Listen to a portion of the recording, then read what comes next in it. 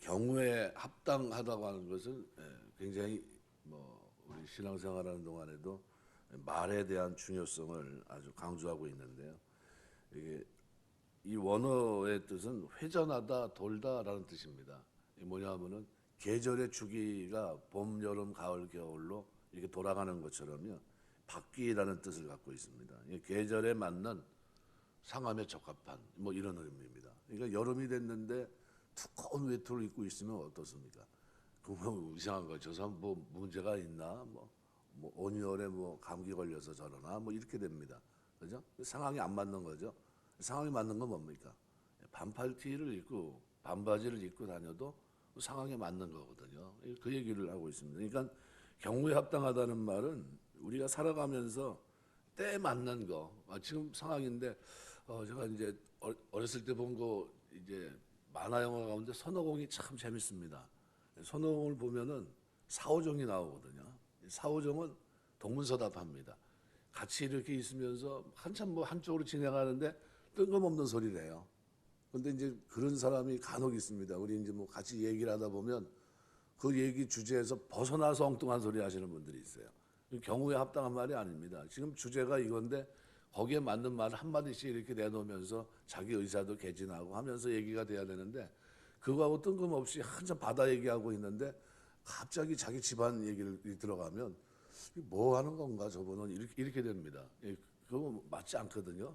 근데 예수 믿는 분들이 대화에서도 말에서도 그런 부분을 좀 신경 써야 되지 않느냐. 그래서 잘 표현된 적시에라는 뜻입니다. 시적절한, 그러니까 때와 장소를 고려해서 말한다는 의미가 그 속에 내포되어 있습니다. 그러니까 말을 굉장히 조심해야 되겠죠. 그래서 아로 새긴 은쟁반의 금사가라고 되어 있는데요. 해석이 아주 다양합니다. 뭐냐면요, 실제로 은으로 만든 쟁반 위에 금으로 만든 사과를 올려놓았다면 이건 대단히 아름다운 겁니다. 그런데 이 본문의 내용들은 조금 거기서 조금 벗어날 수 있습니다. 무슨 얘기냐면요, 여기 아로새긴 쟁반이라고 하는 것, 여기 또 금사가 이렇게 나오는데요. 두 표현을 연결해도 문장 성분이 없습니다. 주어 술부로만 그냥 되어 있기 때문에요. 이게 본문의 정확한 의미가 불분명합니다. 그리고 여기 나와 있는 사과라는 타푸에라는 단어도요. 성경마다 번역할 때 다르게 번역해 놨습니다. 뭐라면 사과로 번역한 사람도 있고 오렌지 또는 석류, 모과, 살구 다양하게 번역을 해놨습니다. 그러니까 은쟁반에 금사과를 새겨놓은 건지 은쟁반에 금사과가 담겨 있다는 말인지 아니면 음판에 그려진 수놓아진 금사과를 말하고 있는지 분명하지 않습니다. 그러니까 전혀 이해할 수 없는 거죠. 근데 뭘 얘기하고 있냐면은 그러니까 경우에 합당한 말에 대한 최고의 찬사다. 이거는 분명합니다. 그런데 그게 금사과인지 아니면 살구인지 이건 정확하지 않아요. 그러니까 우리가 이 말씀을 통해서 뭘 느껴야 되냐면요. 가치 없는 말이 범람하는 세태 가운데서 타인에게 도움과 용기를 주고 진리를 규명하는 말이 얼마나 소중한가 하는 것을 전달하고 있는 거거든요. 그래서 여기 말로 표현되어 있는 원어는 따바르, 따부로 이렇게 되어 있습니다. 따바르라는 말 자체로만도 그냥 문제가 없습니다. 근데 뒤에 거를 붙인 이유는 수동 분사형이거든요.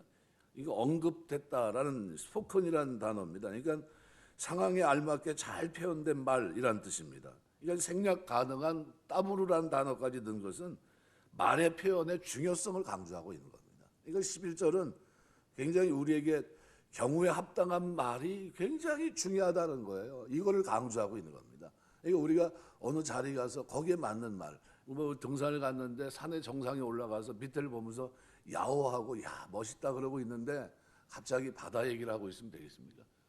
그럼 거기에 맞는 말이 아니에요. 이 사람 뭐지? 같이 지금 등산한 거 아닌가 싶은데 엉뚱한 소리 하고 있거든요. 맞지 않는 겁니다. 그래서 이 다양한 해석이 있지만 이걸 우리가 가장 적합하게 이해하려면요, 아비가일 같은 경우로 보시면 됩니다. 경우에 합당한 말. 그녀의 남편은 나발입니다. 교만했고 무지한 행동으로 가족 전체의 위기가 처했는데 그런데 그 상황을 압니다. 다윗과 그의 측근들이 치러 온다는 말을 듣고서 지혜롭게 처신합니다. 그리고 만났을 때 적절하고 지혜로운 말로 다윗의 분노를 가라앉힙니다. 그래서 먹을 것을 예비해서 갖고 나와서 진정시키고 가족도 구하고 다윗으로 하여금 불필요한 살인을 하지 않도록 모두에게 평안을 가져옵니다. 이게 경우에 합당한 말이에요. 근데 이제 그 준비해갖고 갔는데 그 말로, 그죠? 상처 주는, 죽이려면 죽여보라고, 내가 뭐 국가에 신고할 거라고, 뭐 이런 식으로 얘기했다면 어떻게 했을까요? 아마 가만 안 있었을 겁니다. 그죠? 다윗이. 근데 가가지고 다윗 앞에서 먹을 것, 그죠? 뭐 때문에 그렇게 화가 난 겁니까? 자기가 그 주변에 있으면서 목축할 수 있도록, 그죠? 양을 잘 돌볼 수 있도록 자기가 방패 역할을 해줬거든요. 그러면 털 깎는 날, 잔치를 베푸는 날, 그날 좀 먹을 걸 좀 줘야 되는데 아무것도 안 주고 측근을 보내서 좀 먹을 거 좀 줬으면 좋겠다. 우리 지금 좀 이렇게 좀 돌아다니고 있는 상황이다. 이랬는데 다윗이 누구냐? 막 그러면서 그러니까 화가 난 겁니다. 이 사람이 날 모를 리가 없을 텐데 왜요? 골리앗을 죽인 다윗을 모른다는 거는 상상할 수 없는 일이거든요. 이스라엘에게. 근데 굉장히 기분이 나쁜 거죠. 이걸 쫓아간 거죠. 그렇게 된데. 근데 그 모든 감정을 눌러 가라앉힐 수 있었던 건 뭡니까? 거기에 경우에 합당한 말을 했다는 겁니다. 그 말이 다윗을 가라앉혔고 자기 가족을 건졌다는 겁니다. 그래서 지혜로운 말이 굉장히 필요합니다. 오늘 우리도 살아가는 동안 이 지혜로운 말이 있어야 되겠죠. 그래서 우리가 경우에 합당한 말과 행동을 할 수 있는 지혜를 우리가 가져야 되는데, 그래서 이사야 선지자에게 학자의 혀를 주사 곰핍한 자를 도울 수 있도록 하신 하나님께 이사야 50장 4절 동일한 지혜 주시기를 간구하는 동시에 우리가 또한 언어 훈련, 그죠? 말로써 불필요한 말, 안 좋은 습관이, 언어 습관이 자리를 잡고 있으면 안 됩니다. 아주 투박한 말로 대화를 하는데 그냥 툭툭 던지면서 안 좋은 말로 툭, 이러면 본인이지만 아닌데 근데 그 말 한마디로 그 사람의 뭐예요? 인격이 그대로 담겨 있거든요. 그러니까 자기는 안 그런데 근데 상대방이 받아들일 때 굉장히 불필요하게 받아들이면 고쳐야 되는 겁니다. 그걸 그대로 가져가면요 평생 오해받아요. 평생. 그러니까 언어는 반드시 그런 훈련이 필요한 겁니다. 잠언 15장 23절 보면 사람은 그 입의 대답으로 말미암아 기쁨을 얻나니 때에 맞는 말이 얼마나 아름다운고. 그래서 오늘 본문은 때에 맞는 말로 이해하시면 됩니다. 때에 맞는 말, 적합한 말. 밥 먹자 했는데 밥 먹으면서 그 속에서의 자연스러운 대화가 돼야 되는데 뭐 엉뚱한 얘기를 하면 안 되겠죠. 고린도서 4장 6절 너희 말을 항상 은혜 가운데서 소금으로 고르게 함 같이 하라. 그리하면 각 사람에게 마땅히 대답할 것을 알리라. 우리가 기도하면서 하나님 내가 적합한 말을 할 수 있는 때에 맞는 말을 할 수 있는 시적절한 말을 할 수 있는 그런 언어 생활이 될 수 있도록 붙들어 주옵소서 이렇게 기도하시고 그런 은혜가 있게 되시길 주의 이름으로 축원합니다. 또 12절에는 또 하나의 경구입니다. 경구가 한 절 한 절씩 따로따로입니다. 그래서 12절에 보면 슬기로운 책망에 대해서 얘기합니다. 학함이라는 슬기로운 자라는 것은요 지혜로운이라는 형용사입니다. 그러니까 지혜로운 자의 책망을 얘기합니다. 그래서 12절 지혜로운 자의 책망은 청정하는 귀의 금고리와 정금 장식이니라. 여기 인간에게 있어서 아름답고 귀한 것은 왕관 또는 금사슬 또는 금고리 이런 장식품에 비유하는 것은 본서에서 흔히 볼 수 있는 상징입니다. 그래서 잠언 1장 9절 이해하시면 그 본문 말씀하고도 연관이 돼 있고요. 그러니까 오늘 본문에서는 초점이 뭐냐는 거예요. 약간의 논란이 있는 것은 금고리와 정금장식처럼 귀한 것이 슬기로운 책망이냐 아니면 이것을 청정하는 귀가 슬기로운 거냐라는 거예요. 양면성이 있거든요. 그러니까 가만히 생각해 보십시오. 아무리 슬기로운 책망이라고 할지라도 듣는 자가 없다면 소용이 없고요.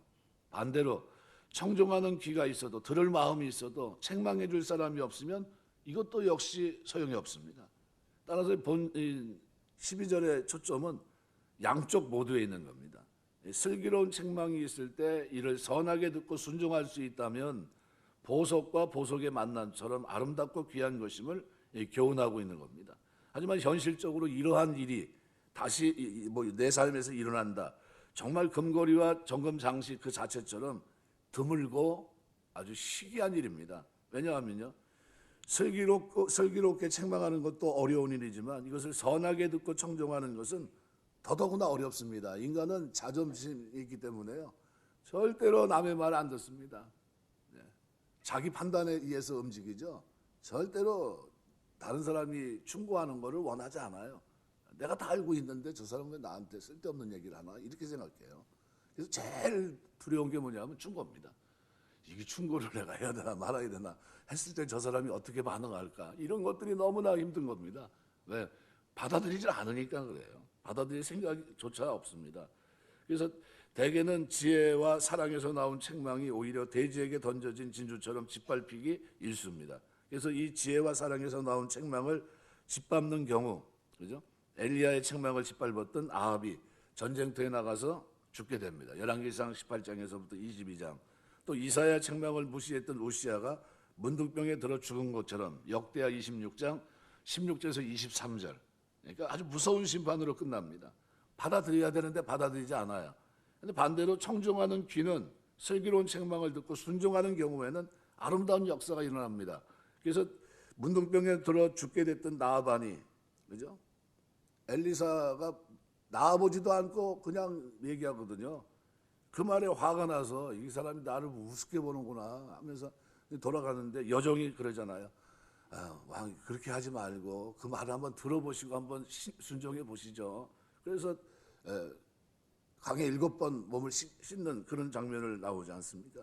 이 선한 충고를 듣고 요단강에 몸을 씻고서 새 생명을 얻었던 일, 열왕기하 5장에 기록되어 있는 이 사건들, 이건 뭡니까? 충고를 받아들인 장면이거든요. 그러니까 요한일서 5장 16절 보면, 그래서 오늘 성경 신약은 이렇게 얘기합니다. 누구든지 형제가 사망에 이르지 아니한 죄 범하는 것을 보거든 구하라. 어떻게 하라는 겁니까? 충고도 하고 기도도 하고라는 거죠. 두 가지가 포함되어 있죠. 누군가 잘못된 길을 가고 있을 때 무관심으로 방치하지 말고 최선을 다해 충고하고 책망하는 것을 잊지 말라라는 의미입니다. 그래서 반대로 누군가 우리에게 합당한 충고와 책망을 해줄 때 자존심이 상한다고 해서 내치지 말고 내가 이런 말을 들어야 되나 이렇게 생각하지 말고 오히려 선이 받고 삶의 양양으로 삼는 지혜를 가지라는 겁니다. 아울러 이것은 하나님의 교훈은 신명기 32장 2절 보시면 이렇게 말합니다. 맺히는 이슬이요 채소 위에 담비다 그랬어요. 하나님의 교훈은 맺히는 이슬이요 채소 위에 담비입니다. 사랑과 자비로 주시는 이 하나님의 교훈과 책망 역시 순종하는 마음으로 받아야 되는 거예요. 아멘으로. 아멘으로 받고 우리가 그렇게 살아가면 우리 삶에 유익하다는 거예요. 우리 영혼에도 복되다는 겁니다. 전후서 7장 5절 보면 사람이 지혜자의 책망을 듣는 것이 우매자의 노래를 듣는 것보다 나으니라. 듣기는 뭐가 더 좋습니까? 노래 듣는 게 더 좋아요. 편하고 아무런 저기도 없으니까. 그런데 충고는 어때요? 듣기 싫어요. 지혜자의 충고를 할지라도 별로 듣고 싶은 생각이 없습니다. 그런데 사람이 지혜자의 책망을 듣는 게 우매자의 노래를 듣는 것보다 훨씬 낫다는 거예요. 그러니까 그 충고를 받아들이고 내가 선한 길로 갈 수만 있다면, 올바른 길로 갈 수만 있다면 그것은 나에게 복입니다. 그래서 오늘 본문은 우리에게 지혜로운 자의 이 책망은 굉장히 중요합니다. 이것을 전에도 이제 징기스칸 얘기를 자꾸 제가 이제 말씀을 드리는데 그 주변에 야유초제 같은 사람은 측근이면서 직원해줬던 사람입니다. 그 사람이 징기스칸을 이렇게 섬기면서 어떻게 자기가 가지고 있었던 지혜로 그 사람에게 어떻게 해요? 나아갈 방향을 얘기를 해준 겁니다. 책사입니다, 책사. 근데 그 책사의 말을 듣고 그가 자기의 그 행동 범주를 그냥 그대로 갖춰요. 웬만한 사람 같으면 이 사람 내가 왕인데 말이야. 어떻게 나한테 저렇게 내 행동을 제약하는 저런 행동을 하나? 하면서 몽고의 앞날을 위해서 우리가 저 대륙으로 들어가야 되는 거 아니냐고. 말도 안 되는 소리 하지 말라고 가만히 있으라고. 그리고 그냥 들어갔으면 완전히 끝난 겁니다. 몽고는 사라진 거예요. 그런데 어떻게 해요? 그 초원에 자리 잡고 자기네들 민족의 자기의 문화의 정체성을 가지고 그 자리에 있으면서 그러면서 견뎠기 때문에 몽고라는 나라가 유효한 겁니다. 그러니까 그 책망을 받아들였느냐 받아들이지 않았느냐 이 차이가 그렇게 사람들에게 굉장히 많은 차이점을 가져다 주거든요. 사무엘하 12장 13절 보면 다윗이 나단에게 이르되 내가 여호와께 죄를 범하였노라 하며 나단이 다윗에게 이르되 여호와께서 당신의 죄를 사하셨나니 당신이 죽지 아니하려니와. 죄를 지적했는데 그 자리에서 어떻게 해요? 바로 이 지혜로운 자, 그죠? 이 지혜로운 책망을 받아들입니다. 그래서 받아들이니까 뭐라고 얘기합니까? 나단이 다윗에게 이르되 여호와께서 당신의 죄를 사하셨나니 당신이 죽지 아니합니다. 사울은 어때요? 태도가 다르죠.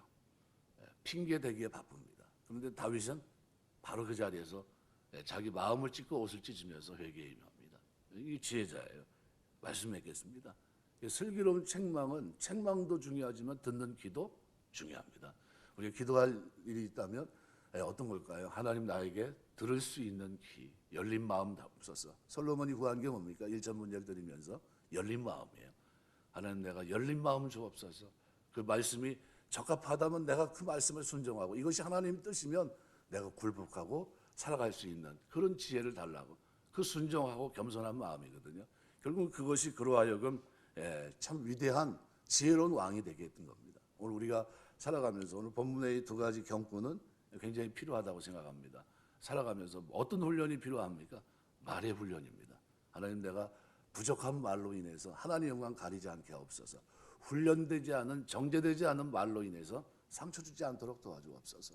혹시 나에게 누가 충고해 줄 때는 겸허히 받을 수 있는 겸손함이 나에게 묻어나게 하옵소서. 그래서 언제든지 받아들이고 그것이 내 삶에 내 영혼에 복이 되고 하나님 영광에 있어서 쓰임받는 삶이 될 수 있도록 축복해 달라고 기도하시고 그런 은혜가 저 여러분의 믿음 생활 속에 늘 넘치게 되시길 주의 이름으로 축원합니다. 기도하겠습니다.